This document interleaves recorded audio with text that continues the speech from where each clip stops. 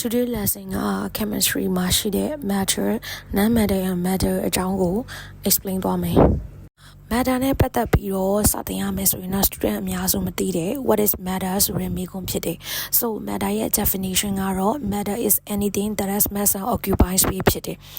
matter ဆိုတာက mass ရှိပြီး space occupy နဲ့ပဲအရာမှန်သမျှအရာဝတ္ထုမှန်သမျှကို matters things မှန်သမျှကို matters လို့သတ်မှတ်လိုက်တယ် of course matter မှာ state 3ခုရှိတယ် solid liquid and gas ဆိုပြီးတော့ရှိတော့ there are 3 state of matter solid liquid gas ဆိုပြီးတော့မှအားလုံးလည်းသိပြီးသားဖြစ်တယ်နောက်တစ်ခုကတော့ matter နဲ့ပတ်သက်ရင်ပြောရအောင်မှာက particle theory ဆိုတာရှိတယ်တခြားဘာကြီးလဲ what is particle theory ဆိုတာဆိုတော့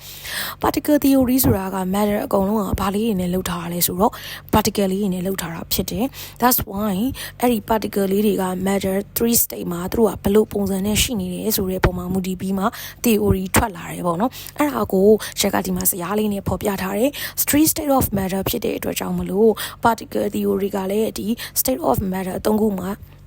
depending on ပေါ့နော်မိခိုပြီးတော့မှပြောင်းလဲနေတဲ့အတွက်ကြောင့်မလို့ဆရာလေးနဲ့ရှင်းရှင်းလင်းလင်းဖြစ်အောင်ပြထားတယ် so in here solid မှာဆိုလို့ရှိရင်တော့သူ့ရဲ့ particle လေးတွေကဒီ modeling မှာတော့ particle puppet color particle လေးတွေနဲ့ပြထားတယ်အဲ့ဒီ particle လေးတွေကဘယ်လိုဖြစ်နေရလဲဆိုလို့ရှိရင် strong attraction between the particles ဆိုတော့ particle တစ်ခုနဲ့တစ်ခုကတစ်ယောက်နဲ့တစ်ယောက်ကအရန်င်းကိုမှ attraction ဆွဲငင်နေတယ်အဲဆိုအရန်ပူကတ်နေတယ်လို့ပြောချင်တာသူတို့တစ်ခုနဲ့တစ်ခုကိုခွဲခွာဖို့ရလဲအရန်ခတ်တယ်ပေါ့နော်ဘာလို့လဲSo strong attraction force ကသူတို့ရဲ့ဂျားထဲမှာရှိနေလို့ so particle are very close together and then neatly arranged ဒီမှာပြောစရာကဘာလဲဆိုတော့အရန်ကိုကတ်နေတဲ့အတွက်ကြောင့်မလို့ particle တစ်ခုနဲ့တစ်ခုရဲ့ဂျားထဲမှာလုံးဝနေရအလက်မရှိပါဘူးပြီးရင် particle လေးတွေကိုကြည့်လိုက်တဲ့အခါမှာတော့အားလုံးကညီညီလေးတွေ arrange ဆိုတာကညီညီစီထားတယ်ပေါ့နော် arrange ဖြစ်နေတာ regular arrange ဖြစ်နေတာလို့ပြောချင်တာပုံမှန်အတိုင်းညီညီစီထားတာကိုပြောချင်တာပေါ့နော်အဲ့ဒါအဲ့ဒီ particle လေးတွေကအဲ့လိုမျိုးအရန်ကျက်နေတယ်ညီညီစီထားတယ်သူရဲ့ attraction force တွေကလည်းတယောက်နဲ့တယောက်ကအရန်နဲ့တင်းကပ်နေတဲ့အတွက်ကြောင့်မလို့သူကတနေရာကနေတနေရာကိုရွေ့နိုင်စွမ်းမရှိဘူးဘယ်မှာလဲဆိုတော့ in solid state အခုကတော့ solid state မှာ particle လေးတွေကသူရဲ့ပုံစံ characteristic တွေ feature တွေကဘယ်လိုရှိရဆိုတာကိုပြောထားတာဖြစ်တယ် so particle လေးတွေက solid မှာဆိုရင်တော့ cannot move ရွေ့လို့မရဘူး but သူတို့ကရွေ့လို့မရတာဘာလို့ရလဲဆိုတော့သူတို့ရဲ့နေရာမှာနေပြီးတော့မှ in a fixed position မှာ particle လေးတွေက vibrate လုပ်လို့ရတယ်ဆိုတာကိုသူကပြောချင်တာ and then another feature နဲ့ပတ်သက်ပြီးတော့မှတော့ငယ်ကလေးကသိကြရတယ် solid liquid နဲ့ gas နဲ့ပတ်သက်ရတဲ့ဟာတွေကတော့ shape နဲ့ volume နဲ့ပတ်သက်ပြီးတော့ပေါ့နော် and then solid solution definite shape ရှိတယ် definite volume ရှိတယ်liquid solution definite shape ရှိတယ် definite volume ရှိတယ် and then gas solution တော့ no definite shape နဲ့ no definite volume ဆိုတာကတော့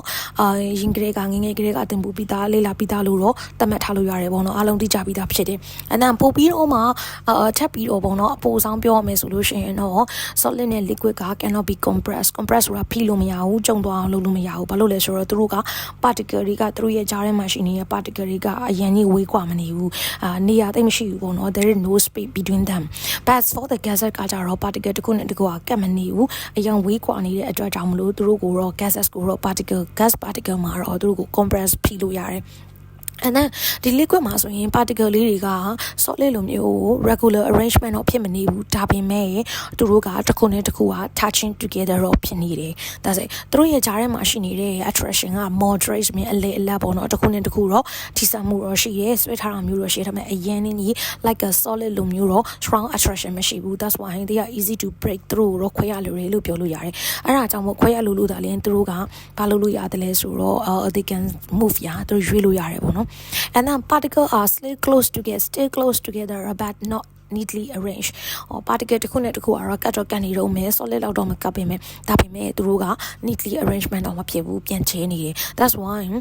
ရေတွေကိုတခြား solid particle တွေထပ်ထည့်လို့ရတာပေါ့နော် solid particle တွေကို solid particle ထပ်ထည့်လို့တော့မရတော့ဘူးဒါပေမဲ့liquid ထဲကိုတော့ solid particle ကထည့်လို့ရတယ်ဘာလို့ဆိုတော့အဲ့ဒီ liquid ရဲ့လွတ်နေတဲ့ space လေးတွေထဲမှာတခြားmatter တွေကcan take space ရသူတို့ရဲ့နေရာကိုယူလိုက်လို့ရလို့ပေါ့နော် and then particle able to slide by each other ဆိုတာက liquid particle တွေကရွေ့လို့ရတယ်ဘယ်လိုရွေ့လို့ရတာလဲဆိုတော့ခါကျတော့ slide part mean ရ flow သွားလို့ရတယ်လို့ပြောတာပေါ့နော် FLOW flow ဆိုရဲစီးဆင်းသွားလို့ရတယ်ဆိုတာမျိုးကိုပြောချင်တာဖြစ်တယ် and then for the gas ကြတော့ very weak attraction between the particle ဖြစ်တဲ့အတွက်ကြောင့်မို့သူတို့ဘာသာသူတို့တောင်မှတယောက်နဲ့တယောက်ကကပ်မနေဘူးသူတို့ကိုခွဲရအရန်လွယ်မယ် particle match farther away တစ်ခုနဲ့တစ်ခုကလည်းအရန်ဝေးနေတယ် and then အရန်ဝေးတဲ့အတွက်ကြောင့်မို့ထိန်းချုပ်မှုလည်းမရှိဘူး attraction လည်းမရှိတော့သူတို့က they can go easily ကြိုက်တဲ့နေရာကို everywhere ကြိုက်တဲ့ data ကို in all direction ပေါ့နော် direction အကုန်လုံးကိုကြိုက်တယ်လို့ freely move လို့ရတယ် so the particle move all around and then သူတို့အဲ့လို move လို့ရတဲ့ပြင်တစ်ခါတလေဘာလုပ်လို့ရသေးလဲဆိုရင် bump into each other တွေတယောက်နဲ့တယောက်သူတို့ particle တစ်ခုချင်းနဲ့တစ်ခုတောင်မှတစ်ခုကိုတစ်ခုတိုက်မိသွားတယ်တိုက်နိုင်တယ်လို့ပြောတယ်ပေါ့နော်အဲ့လိုတိုက်နိုင်တယ်လို့ပြောတဲ့အတွက်ကြောင့်မို့နောက်ဆုံးမှာဘာ theory ဖြစ်လာနိုင်သေးလဲဆိုရင် Brownian motion ဆိုရဲ Brownian theory ဆိုတာလည်းရှိသေးရပေါ့နော်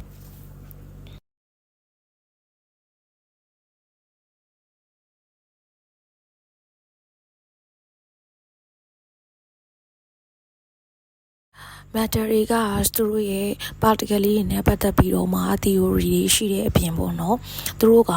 stage 3ခုကိုတစ်ခုနဲ့တစ်ခုလေးပြောင်းလဲတတ်သေးတယ် changes ဖြစ်တတ်သေးတယ်ပေါ့နော်ဘယ်ချိန်မှာသူတို့ changes ဖြစ်ကြတယ်လဲဆိုလို့ရှိရင်တော့ one day gain heat ဆိုတဲ့အပူရရင်ဒါမှမဟုတ်လို့ရှိရင်တော့ one day lose heat ဆိုတဲ့သူတို့အေးခံလိုက်ရင် lose heat ဆိုတာကအပူတွေကိုဆုံးရှုံးသွားတာဆိုတော့သူတို့အေးသွားတဲ့အခါ so ပူလိုက်အေးလိုက်ဖြစ်တဲ့အခါမှာသူတို့က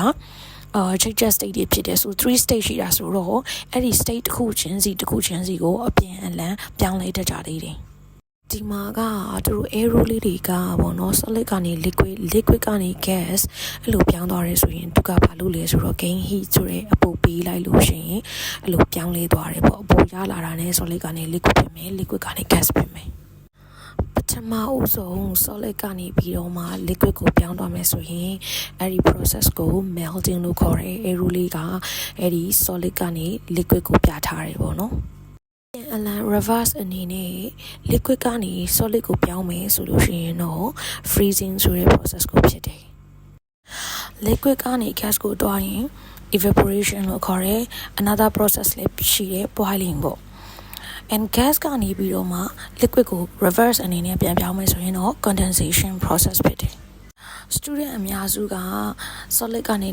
liquid ကနေ gas ဆိုတဲ့ဒီ process တုံးခုပေါ့နော်အဲ့လိုတွားတဲ့ဟာတွေကိုအရင်ကြီးပြီးသားဖြစ်ပေမဲ့ solid ကနေ gas ကိုရောက်သွားတဲ့တန်းပြောင်းနေပေါ့နော်ဖြစ်သွားတဲ့ဟာမျိုးကြတော့သူတို့ကတိတ်မရင်းနေဘူးအကောင်ကိုကြတော့တခြားတို့က solid ကနေပြီးတော့မှတော့gas ကိုတန်းပြောင်းသွားမယ်ဆိုလို့ရှိရင်တော့ sublimation လို့ခေါ်တယ်။များသောအားဖြင့်ဘယ်နေမှာတင်လာလဲဆိုရင်နံပါတ်တလင်းလို့ခေါ်တယ်ပယုတ်လုံးပေါ့နော်။အရင်ဝတ်ဒီမှာဆိုလို့ရှိရင်အနက်စိုးရီကင်းအောင်လို့ထားတယ်နံပါတ်တလင်းဆိုရဲပယုတ်လုံးကဲဆိုလို့ရှိရင်အခဲကနေပြီးတော့မှလုံးဝအရေးဖြစ်သွားခြင်းမရှိဘဲနဲ့အနက်မနက်အောင်လို့သူက gas အနေနဲ့တန်းပြီးတော့ပြောင်းသွားတယ်ပြီးရင် student အများဆုံးရင်းနှီးကြတယ်ဒီ drama တို့ play တို့ performance တွေထဲမှာတုံးတဲ့ dry ice ပေါ့နော်သူဆိုရင်လည်းအတူတူပဲ solid အခဲပေါ့နော်သူကတော့ carbon ခဲပေါ့နော် dry ice ခဲကနေပြီးတော့မှ and then အငွေ့တွေ smoking အကျူလိုမျိုးပေါ့နော်အငွေ့တွေအဖြစ်ပြောင်းလဲသွားတယ်ဆိုတော့သူလည်း solid ကနေ gas ကိုတစ်ခါတည်းပြောင်းလဲသွားတာ yellow gas ကနေ solid ပြောင်းလဲသွားတဲ့ process ရှိတယ်တချို့ကို some of the matter တွေမှာအဲ့ဒီ process ကိုကြတော့ deposition လို့ခေါ်တယ်စနတော့က liquid ကနေပြီးတော့မှ gas ကိုပြောင်းတဲ့အချိန်မှာ evaporation လို့ပြောသလိုသူ့ရဲ့ another process ရှိသေးတယ် boiling လို့လည်းပြောခဲ့ဘူးလေပေါ့နော်အဲ့ဒါဆိုရင်ဒီထား evaporation နဲ့ boiling ကတူရဲလား into တော့တူတယ်ပေါ့နော်ဒါဆိုသူတို့ကိုဘယ်လိုခွဲရမှာလဲဘယ်ဟာကို evaporation လို့ပြောပြီးတော့ဘယ်ဟာကို boiling လို့ပြောရမှာလဲ of course နှစ်ခုစလုံးကတော့ a substance in the liquid state ကနေပြီးတော့မှ become the gas state ကိုဖြစ်လို့ရှိရင်တော့ evaporation ဒါမှမဟုတ်ရင် boiling လို့ခေါ်တယ်မှန်တယ် evaporation နဲ့ boiling ကိုခွဲခြားလို့ရတယ် similarity နဲ့ differences ဆိုပြီးတော့ရှိတယ်ပေါ့နော် and then evaporation မှာ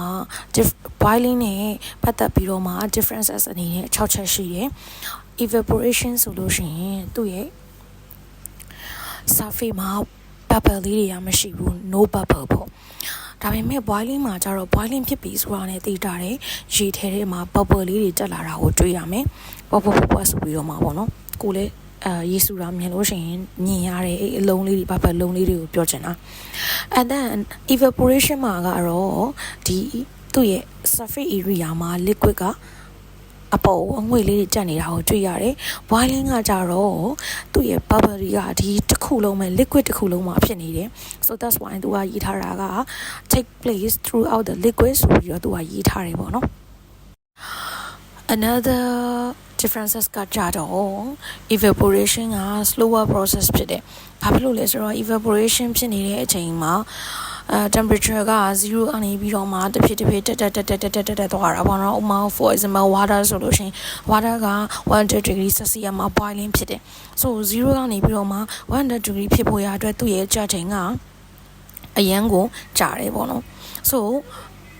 evaporation က slower process လို့သတ်မှတ်လို့ရတယ် but for boiling ကြတော့ it's a fast process လို့ပြောလို့ရတယ်ဘာလို့လဲဆိုတော့သူကအဲ့ဒီ100 degree Celsius ကိုရောက်သွားပြီဆိုတာနဲ့ချက်ချင်းတော့ဘဘလေးတွေပေါက်ထွက်လာတယ်ပေါ့နော်အပီးရောဖြစ်လာတယ်ကွာဒါပေမဲ့အဲ့ဒီ100 degree Celsius ကိုအောက်ကိုဆင်းသွားပြီဆိုတာနဲ့69 degree ဖြစ်သွားပြီဆိုတာနဲ့သူကအဲ့ဘဘတွေကမတွေ့ရပြန်တော့ဘူးပေါ့နော်အဲ့လိုပေါ်ဖြစ်နေတဲ့ဘာလေးတွေကမတွေ့ရပြန်တော့ဘူးပေါ့နော်အဲ့တော့ boiling က fast process ဖြစ်ပြီးတော့ and then evaporation က slow process ဖြစ်ပါတယ်အရှိမပြောခဲ့တဲ့ slow process နဲ့ fast process ကိုမှမူတည်ပြီးမှ evaporation ကတော့ဘယ် temperature မှာမဆိုဖြစ်နိုင်ပြီးတော့ boiling ကတော့ only that သူ့ရဲ့ boiling point မှာပဲဖြစ်နိုင်တယ်ဘာလို့ဒီချက် boiling point လို့သတ်မှတ်ပြောရတာလဲဆိုတော့ every elements တိုင်းမှာသူတို့ရဲ့ boiling point ကတတ်ရှိတယ်ပေါ့နော်ဥပမာ example အနေနဲ့ဆိုလို့ရှိရင်တော့ဒီမှာသုံးနေကြဖြစ်တဲ့ water ဆိုလို့ရှိရင် water က100 degree Celsius မှာ boiling ဖြစ်ပေမဲ့ ethanol ဆိုတဲ့ liquid တစ်မျိုးကတော့သူ့ရဲ့ boiling point က boiling ဖြစ်တဲ့ temperature က78 degree Celsius မှာဖြစ်တယ်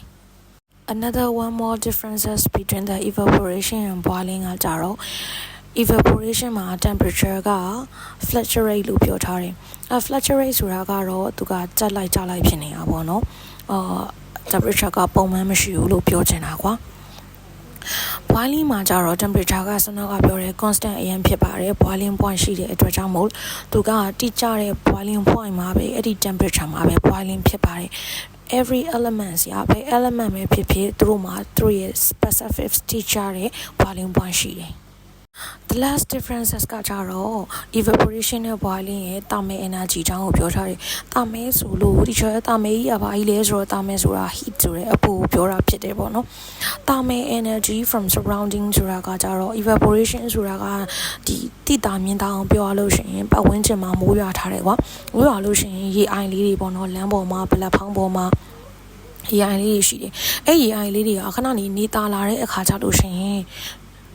မရှိတာပဲဖြစ်သွားတာလဲဆိုတော့ of course အဲ့ဒီပတ်ဝန်းကျင်က temperature ကဒီရှိနေတဲ့ရေကို evaporation ဖြစ်သွားစေနိုင်တယ်အဲ့ဒါကိုဆိုလို့တင်တာ but for the boiling ကြတော့ surrounding ကတာမဲ energy ဆိုတဲ့အပူကmatter တစ်ခုကို boiling ဖြစ်သွားအောင်လောက်ထိတော့ temperature မရှိသင့်ဘူးပေါ့နော်အဲ့လောက်အပူမရှိသင့်အဲ့လောက်ပူရှိလို့ရှိရင်လူတွေလည်းနေလို့ရတော့မှမဟုတ်ဘူးကွာအဲ့တော့ကြတော့သူက external source ဆိုတာကတခြားတစ်ခုခုကထပ်ပြီးတော့မှသူ့ကိုအပူပေးတာမျိုးကိုပြောတာဥပမာပေါ့နော်မီးဘုံကိုတင်ထားတာတို့သူ့ကိုမီးနဲ့အပူပေးထားတာတို့ electricity နဲ့သူ့ကိုထပ်ပြီးတော့မှ electric kettle ရင်းမှာထည့်လိုက်တာတို့ကွာ external ဆိုတာအပူဆောင်အပူထပ်လိုတယ်ပေါ့နော် surrounding ဆိုတဲ့ပတ်ဝန်းကျင်မှာရှိတဲ့ရိုး temperature နဲ့တွေမရဘူးရိုးအပူနဲ့တွေမရဘူးအဲ့ဒါကြောင့်မလို့ boiling ကိုသူက thermal energy from external source လို့ပြောထားတာ differences ပြီးသွားပြီဆိုတော့ similarity အကြောင်းကိုပြောလိုက်ကြမယ် similarity ကတော့ only 3 facts ပဲရှိတယ်ပထမ fact ကကြတော့ both inverse liquid changes to gases လို့သုံးထားတယ်ဆိုပြောချင်တာက evaporation ပဲဖြစ်ဖြစ် liquid boiling ပဲဖြစ်ဖြစ်က liquid ကနေ gas ကိုပြောင်းတယ်လို့ပြောသွားတာ state တွေက and then နှစ်ခုစလုံးက both need energy to take place of course evaporation ပဲဖြစ်ဖြစ် boiling ပဲဖြစ်ဖြစ်နှစ်ခုစလုံးက energy ဆိုတဲ့တာမဲ energy မရှိဘဲနဲ့တော့ changes မဖြစ်နိုင်ဘူး and one more is သူတို့နှစ်ခုစလုံးက physical change ဖြစ်တယ်ဆို evaporation boiling ဒါတွေက physical change လို့ပြောချင်တာ boiling နဲ့ evaporation ပြီးသွားပြီဆိုတော့အခါကျတော့ဒီမှာရှိသမျှပေါ့နော် changes state တွေကိုပြန်ပြီးတော့မှ review လုပ်ရမယ်ဆိုလို့ရှိရင် melting boiling evaporation condensation and freezing are all changes of state တွေအကုန်လုံးဖြစ်တယ်ပြီးတော့သူတို့အားလုံးက physical change တွေဖြစ်ကြတယ်အခုကတချို့က state of